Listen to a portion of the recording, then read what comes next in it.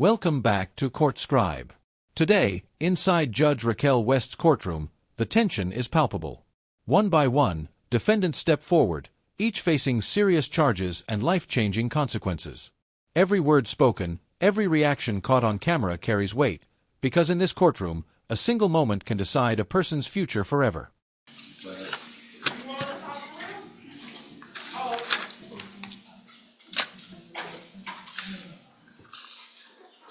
Good morning. Are you Johnny Jacobo Ramon? Yes. And Mr. Ramon, you were previously in court and entered a plea of guilty to the second-degree felony offense of accident involving death. And that was a plea agreement of a cap of 15 years in prison. I have received the pre-sentence report. Has everyone had an opportunity to review that report? Defense has. Yes, Judge. Are there any additions or corrections? No, Your Honor. Not from the state. Mr. Burbank, you may proceed. Your Honor, this is a tragic accident. If you read the factual basis, which I know you did, a person was walking across the street at nighttime, and cars swerved, and my client actually hit him. As reflected by the charge, he failed to stop. He panicked, as in reference to his version, that is on page 1, and then was stopped up in Lumberton. He's been employed. He has family up in Woodville. He's been employed. He's got one problem. He is not a U.S. citizen. I would be arguing for probation in this case, but it is my understanding that there is a hold on him by immigration, and that he probably will not, if he got probation, he wouldn't be released. He has 2 prior DWIs from Tyler County that were taken care of. At the same time, what you receive, basically time served, 90 days jail. The intoxication charge that I believe is from Hardin County was when he was arrested, and that's been dismissed or rejected by the, and probably because we're down here, they probably did it. Your Honor, I asked for there's a death involved, and I would love to have the minimum in reference to penitentiary time, but I'm asking for mid. I think that 15 is probably too harsh, and that's my opinion, especially in light of the facts and circumstances of this, in which the person was walking across the street at the time and being blocked by other vehicles, and other vehicles had to get out of the way. But he was definitely wrong in not stopping, and he was intoxicated. I would ask for anything less than the 15, because I know where he's going to go, and that's a sad thing, but he's not here legally, and I don't know if he would like to address the court. Sí. Yes, go ahead. Quiero decir que lo siento, que si lo hubiese visto, yo me hubiese detenido antes para poder auxiliarlo, pero pues... Hold on. Judge, I'm so sorry. Had I seen him, I would have stopped and helped and rendered aid. Pero pues había un carro con... Hold on. So are you telling me that you didn't know you hit someone? ¿Me está diciendo que usted no sabe que le pegó a alguien? No, sí. I did know. Okay. Pero pues había un carro enfrente y yo no lo pude ver antes. There was a vehicle in front and I wasn't able to see him on time. Okay. pero pues quiero decir que lo siento. I want to say that I'm sorry. Si pudiera volver el tiempo lo haría, pero But if I sé could que go back in time, I would go back and soy help. el culpable. And I know I'm guilty. Okay, thank you. I just have one question up here. What were you doing for work? ¿Qué estaba haciendo de trabajo? Estaba en el roofing I was a roofer. And how long have you been in the country? ¿Cuánto tiempo has estado aquí en los Estados Unidos? 14, 15 años. 14, 15 years. And have you always had a job? ¿Siempre han tenido un empleo? Sí, Yes. And you do have a family? ¿Y si tienen una familia? sí. Yes. Thank you. Mr. Smith?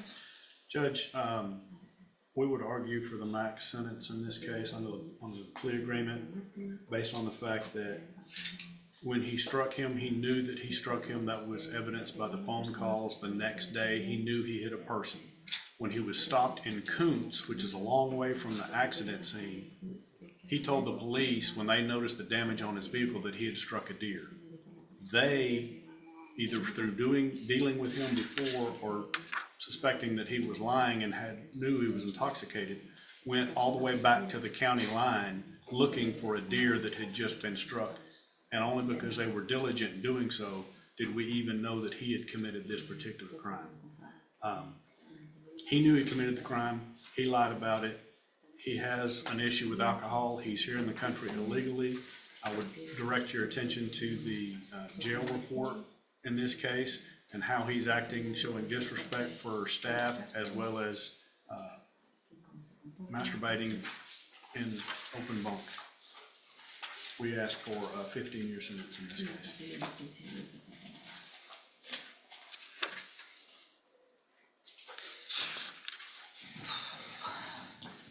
Mr. Jacobo Ramon, obviously the facts of the case are terrible. The fact that you didn't stop, the fact that you were intoxicated, and in addition, and I'm not even sure that when you were in our jail for some amount of time, there was a requirement that I release you because of the amount of time that had gone from the time of the offense while you were sitting in custody.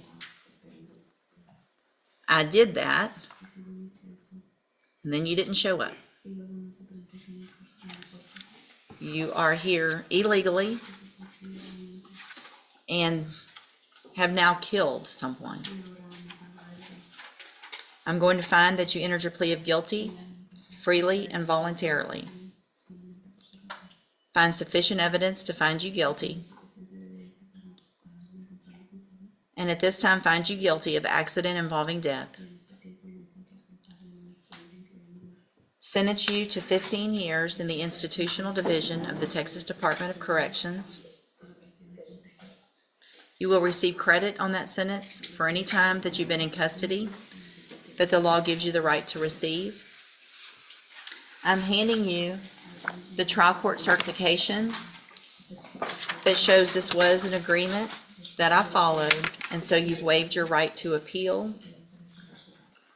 I have also handed you a written admonishment regarding your ineligibility to possess a firearm or ammunition. It is in Spanish. I advise you to read that.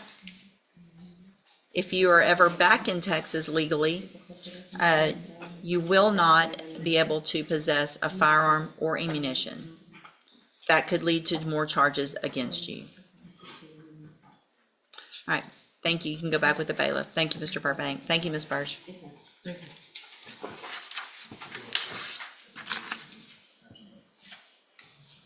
Mr. LeBlanc, are you ready on? Good morning, sir. You're Corey Flemings.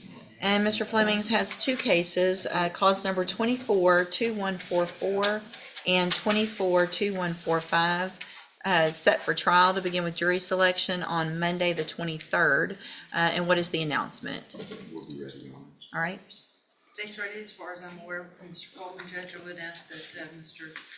LeBlanc make a request for the media if he has not done so already, since we have a bit of time in between. Okay. Have you asked for and received the media? I believe this is the one, yes, I've asked for it, but I haven't received it. I think I have it. I'll have to check if I have it in my office, but It's at any rate. okay. Ready.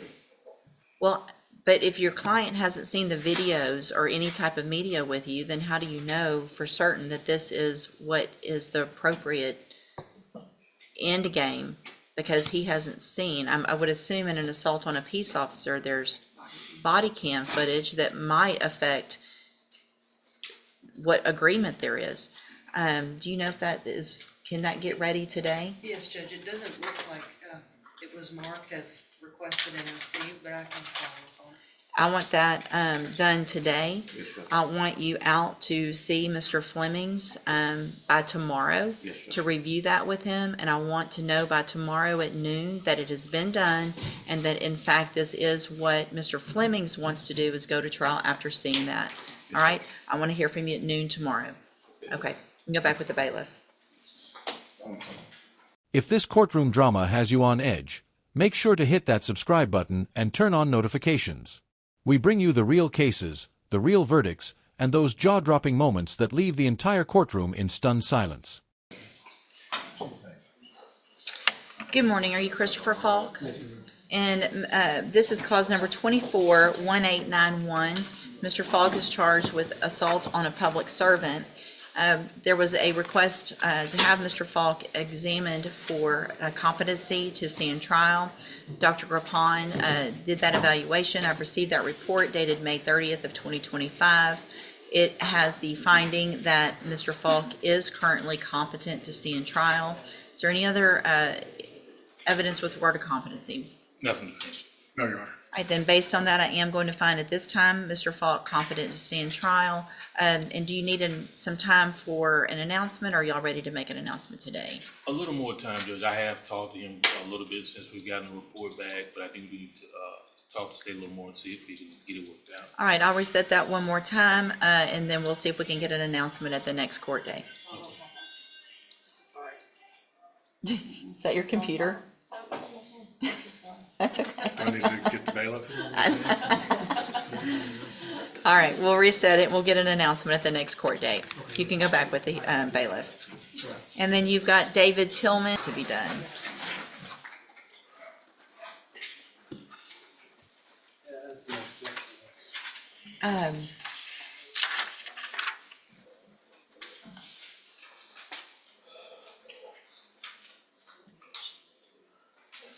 Thinking about something else. All right, sir, are you David Tillman? Yes, ma'am. And, all right, so it looks like there is we've got cause number 22-40540 and 24-0536. And will your client waive the formal reading of the motion and the indictment? Yes, ma'am.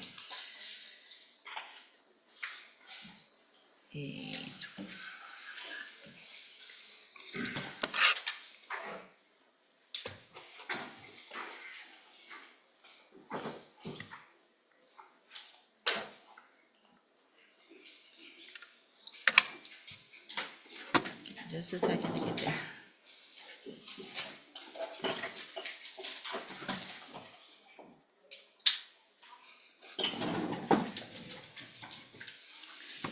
Okay, Mr. Tillman, in cause number 24-0536, you are we going on count one only? Yes, sure. Yes, sure. God bless you. The state has elected to proceed on count one only. It alleges you committed the first-degree felony offense of aggravated sexual assault of a child from August 15th of 2022. And how do you plead to that charge? Yes. Are you pleading guilty freely and voluntarily? Yeah. Yes. And are you pleading guilty because you actually did what they charged you with? Yeah.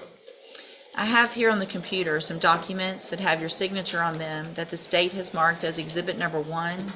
Before you signed these, did you go over them with Mr. Lewis? Yes, ma'am. And do you fully understand them? Yes.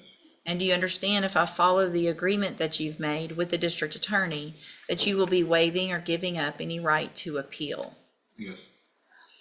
Also, in this case, do you understand that you will be required to register as a sex offender? It looks like you've signed that paperwork, and have you gone over that with Mr. Lewis as well? Yes.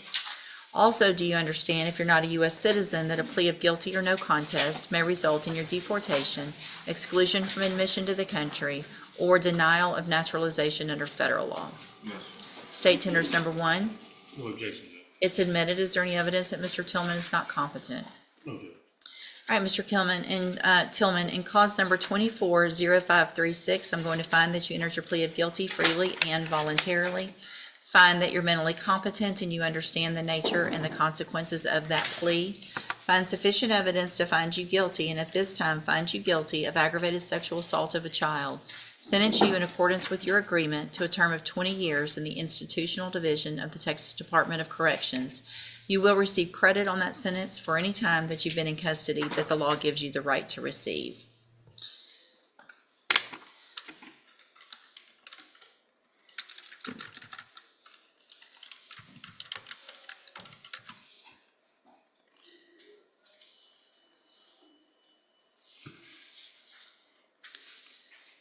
Okay, and then, And it's a little confusing, Your Honor. The motion does not contain that the offense he just pled guilty to, because the dates, the new offense predates him Gotcha. being put on probation, so it's not Okay. part of the revocation. gotcha, thank you.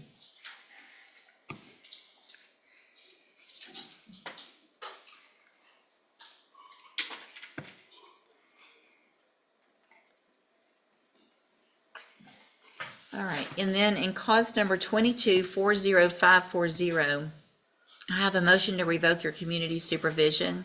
Shows that you were placed on probation May 1st of 2023 for the offense of unlawful possession of a firearm by a felon, and that was a 10-year term in prison that was probated for 6 years. Is that correct? Yes, ma'am, that's true. And it alleges that you violated your probation. Count 1 alleges that you failed to provide verification of performing the community service hours as required. And is that true or not true? That's true. Count 2 alleges that you failed to provide verification of entering and successfully completing the MRT, the Moral Recognition Therapy Program. Is that true or not true? That's true. And then count 3 alleges that you are behind in your court-assessed fees. And is that true or not true? That's true. Did you enter your pleas of true to each of those counts freely and voluntarily? Yes, ma'am. And did you plead true because those counts are actually true? Yeah, true. I also have some documents here on the computer in that case that have your signature on them that the state's marked as exhibit number 1. Did you also go over these with Mr. Lewis? Yes, ma'am. And do you fully understand them as well? Yes. And do you understand, again, if I follow the agreement in this case, you'll be waiving or giving up any right to appeal? Yes, ma'am. State tenders number 1. No objection, Judge. It's admitted. All right, Mr. Tillman, I'm going to find that you entered your pleas of true to counts 1, 2, and 3 freely and voluntarily. Find those counts true. Find sufficient evidence to revoke your probation, and at this time revoke your probation. Sentence you to a term of 10 years in the Institutional Division of the Texas Department of Corrections. You will also receive credit on that sentence for any time that you've been in custody that the law gives you the right to receive. These 2 cases will run concurrently, which means together at the same time. I'm handing you now, in each of your cases, the trial court certifications that shows that these were agreements that I followed, and so you've waived your right to appeal. I also handed you a written admonishment regarding your ineligibility to possess a firearm or ammunition. We already went over that when I put you on that probation. I just want to make sure you understand, based on the judgments in both of these cases, you are ineligible under Texas law to possess a firearm or ammunition. If you have any questions about that, make sure you read that document and talk to Mr. Lewis. Yes, ma'am. All right, good luck to you, sir. You can go back with the bailiff. I have one question. Yes, sir. Does the time I get credit also include the time I was in Oklahoma? So the time that you will get credit on is any time that you were either in our custody or that we had a hold on you. So if we had a hold on you from Jefferson County and you were in some other place being held, then yes, you would get that. If we did not have a hold on you, then you would not. All right. Okay? Thank you. Yes, sir. This video takes you inside Judge Raquel West's courtroom, where every decision carries real weight. Shauna King pleaded guilty to second-degree burglary of habitation and was sentenced to 6 years in prison. Johnny Jacob Rand faced a heartbreaking case involving a fatal accident. He pleaded guilty and received 15 years. Corey Flemings is heading to trial, with jury selection now pending, while Christopher Falk was ruled competent to stand trial on assault charges. And finally, David Tillman pleaded guilty to aggravated sexual assault of a child, earning a 20-year sentence, alongside a probation revocation for firearm possession and other violations, adding another 10 years, served concurrently. From plea deals to probation revocations, these cases reveal the full spectrum of justice in action. Every ruling, every sentence underscores the gravity of the law and the accountability it demands. If you want more real courtroom coverage, in-depth case breakdowns, and high-stakes legal moments, don't forget to subscribe and turn on notifications. You won't want to miss what happens next inside Texas courtrooms.